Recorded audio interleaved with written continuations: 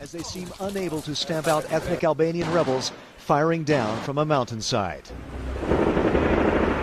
Fire breaks out as Macedonian forces pound the mountain with heavy machine gun fire. Police also use shoulder-fired grenades, but the rebels appear to stubbornly hold on. Nearby, a Macedonian family packs its belongings and flees, like hundreds of others have already. A few blocks away, the town's first victim, an Albanian man, mourned by his family, shrouded in an Albanian flag. He was struck by a bullet, authorities say from a rebel sniper. Relatives say by a Macedonian sharpshooter.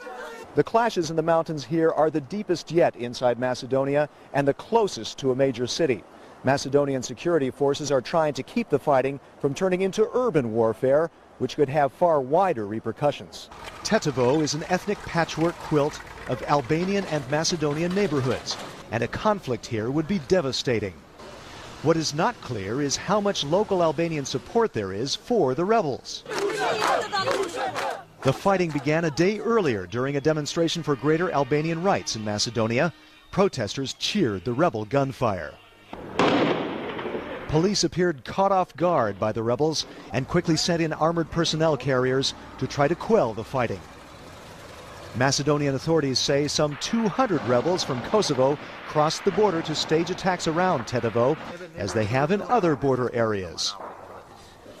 There was another cry for help from Macedonia, for NATO-led KFOR to do more to help crush the rebels. We will ask for the direct involvement in a confrontation by NATO and KFOR for the situation in the Republic of Macedonia.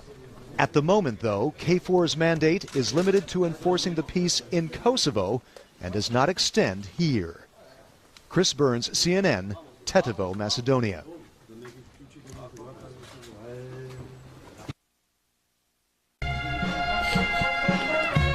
Goran Stojanovski, a 28-year-old policeman and father of two, his picture carried and caressed by a cousin. Among thousands who filled the streets of Kriva Palanka to say farewell to a native son.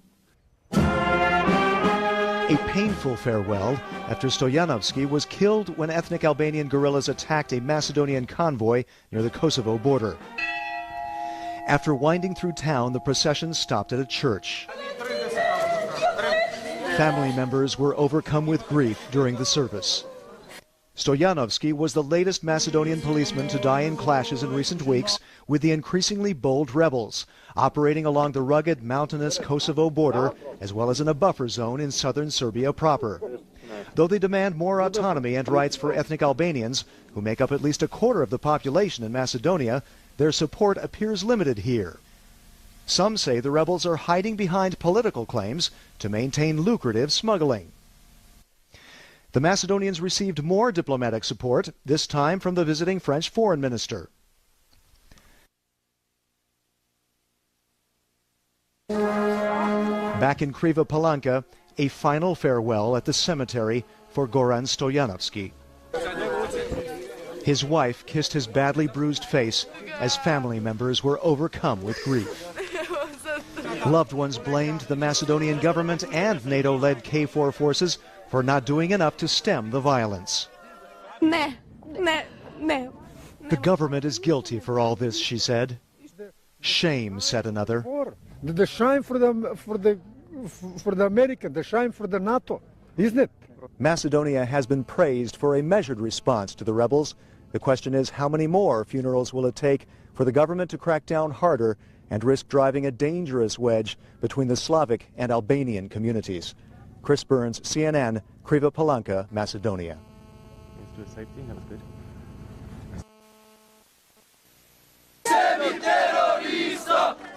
Armed with flags, signs, and banners, thousands of ethnic Albanians gathered for what was billed as a march for peace and freedom.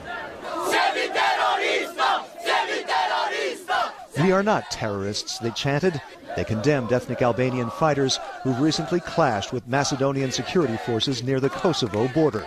Today I am here because the Albanian people in Macedonia like a peace.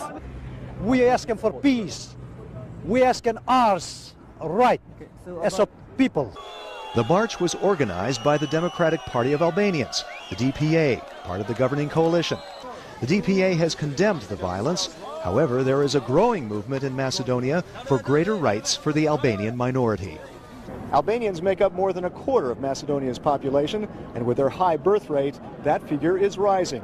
That's translating into greater political power and demands for broader rights guarantees.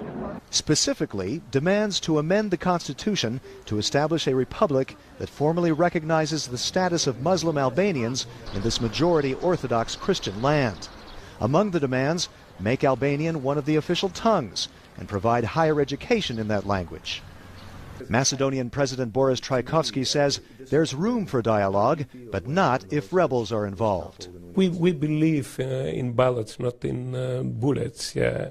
And I think that they should achieve their goals, what they state, their demands, through the legal roads and through the legal paths. But a warning from the Albanian opposition: the longer reform is delayed, the greater chance a rebel movement could gather steam. If our efforts to solve the problems through the institutions doesn't give the results, I am afraid that maybe in the future more of them will think that it's not sense. There is no sense to stay in the institutions with no results. Macedonia was the only republic to split from Yugoslavia without bloodshed. In a land where Macedonians and Albanians have long coexisted, there are warnings, but also hope the current ethnic divide can be breached. Chris Burns, CNN, Skopje, Macedonia.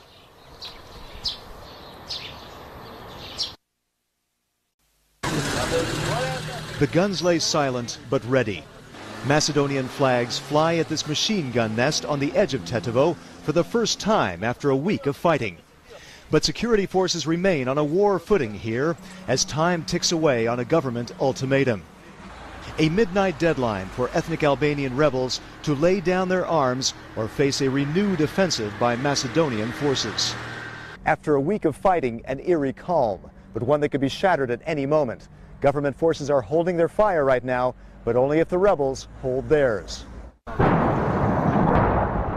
A barrage the evening before pounded rebel positions on the hillside above Tetovo, the beginning, the government said, of its final offensive to crush rebels they call terrorists.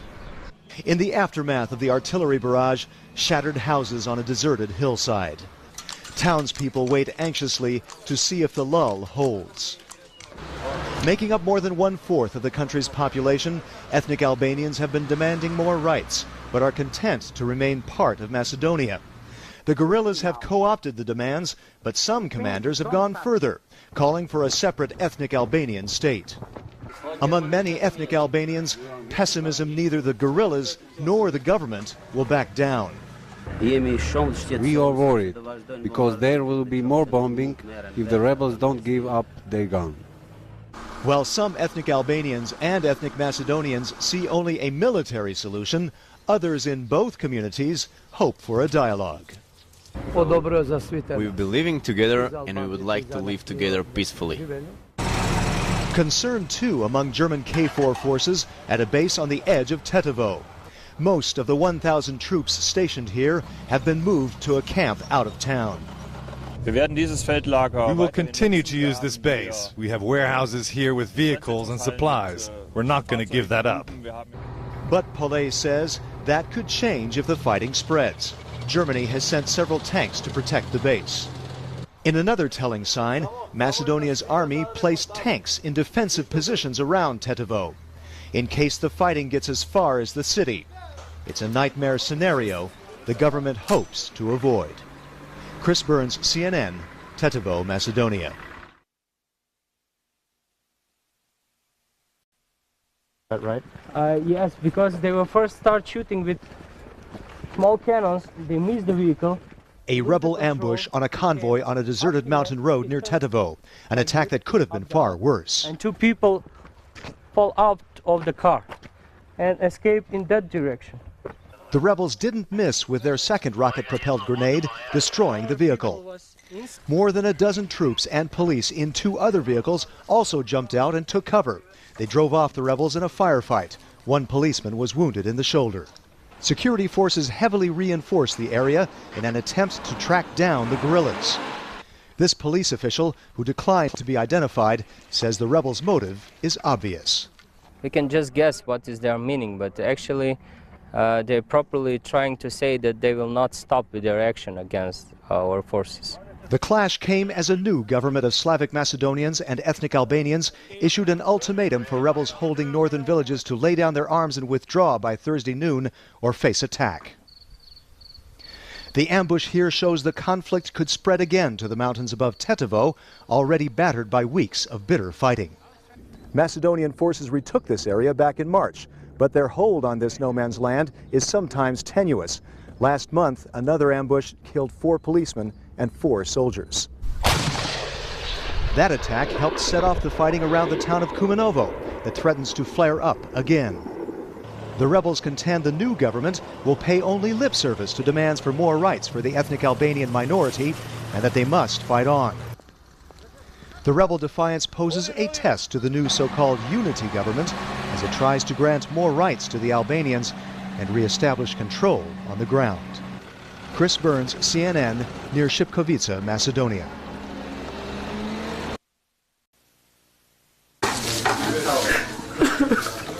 In the small mountain village of Nikushtak, an ethnic Albanian family prepares the body of one of its sons for burial. Artillery can be heard in the distance. 22-year-old Jetele Miftari was shot by Macedonian police after helping bring humanitarian supplies to a nearby village, cut off by more than 10 days of fighting. Authorities have been on the lookout for arms shipments to the rebels. As Miftari's body is washed, loved ones cling to his feet.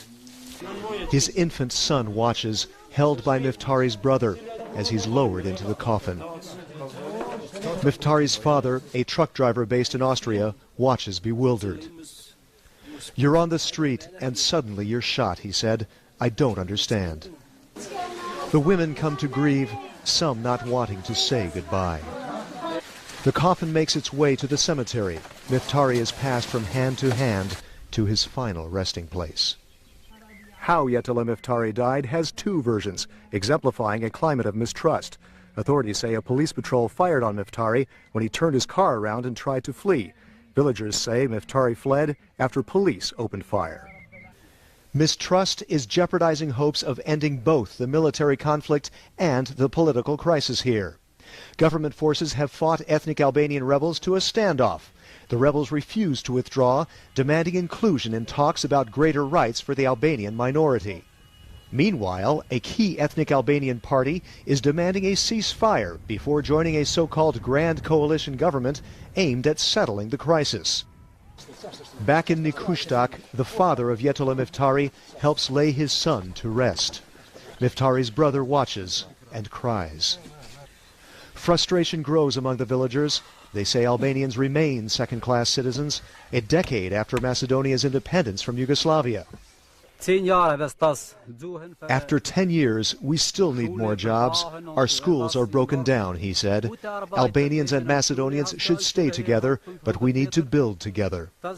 A hope that is fading as a deadly stalemate drags on. Chris Burns, CNN, Nikushtak, Macedonia.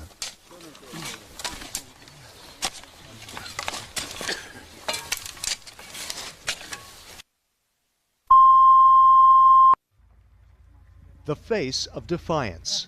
Ethnic Albanian fighters at a rebel checkpoint in the besieged village of Slupčane. They search cars, much like Macedonian security forces on the other side. The atmosphere is friendly. They're guerrillas of the National Liberation Army, or NLA, demanding more rights for ethnic Albanians, rejecting government promises for political dialogue with Albanian parties. As an uneasy ceasefire appears to hold, but for how long? No indication the rebels are going anywhere, even though the government is threatening to attack, now that its deadline for the rebels to withdraw has expired. The toll from nearly 3 weeks of off-and-on fighting is visible everywhere. Homes, farmhouses, a mosque. Villagers say many livestock have been killed. Underground, women, children, and the elderly are hunkered down. No plans to leave, though conditions are worsening as they run low on food and medicine. We are born here, we will die here, this woman says. The NLA aren't terrorists. They are from our village. They are fighting for our rights. Though no rebel commander was available for comment, another villager expresses his support. The people here don't want to leave because their sons and daughters are on the front line, he says. More civilians from other villages did agree to leave, evacuated by the International Committee of the Red Cross, which took advantage of the tenuous halt in fighting. Women and children, no longer able to endure the siege, fleeing to safety, leaving behind thousands of others. The situation is difficult. There are a lot of civilians. They have no water. They are very short in food. Medical supply is difficult. Hygiene is very difficult also. Lack of water. Psychological pressure on them. I mean, war is going on, so they're suffering. Suffering likely to worsen as the standoff continues and threatens to explode again into open warfare. Chris Burns, CNN, Skopje, Macedonia.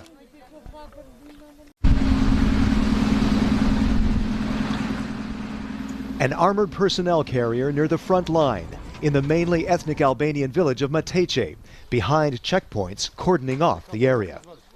Police move under heavy guard. The guerrillas hold the next village over. Few of the 3,000 residents here are on the streets. Most are staying inside. Though fighting has ebbed, many here have little hope the formation of a broad new governing coalition of ethnic Albanian and Macedonian parties will force the rebels to leave. I don't know. That depends on the ones from the other side, said this Macedonian man, referring to the rebels. The government aims to grant more rights to ethnic Albanians to undermine support for the guerrillas. If the politics point toward reconciliation, the situation on the ground remains tense here.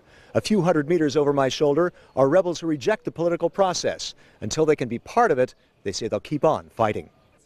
One ethnic Albanian mother says gunfire nearby has kept her family inside, sometimes in the basement.